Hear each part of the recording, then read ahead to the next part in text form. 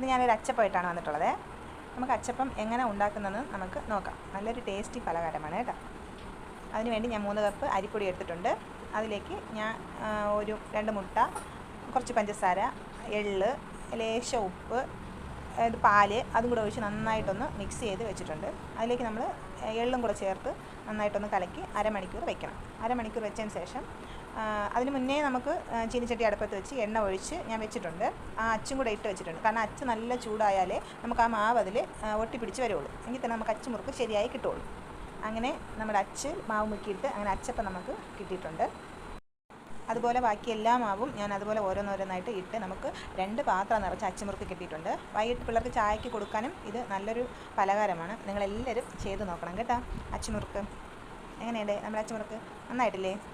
അങ്ങനെ ഈ വീഡിയോ കണ്ട് എല്ലാവർക്കും ഇഷ്ടമാണെങ്കിൽ ലൈക്ക് ചെയ്യണം, ഷെയർ ചെയ്യണം, കമൻറ്റ് ചെയ്യണം, സബ്സ്ക്രൈബ് ചെയ്യണം. മറക്കരുത്. അച്ചുമുറുക്ക് ചെയ്ത് നോക്കണം, എന്നിട്ട് അഭിപ്രായം പറയണം.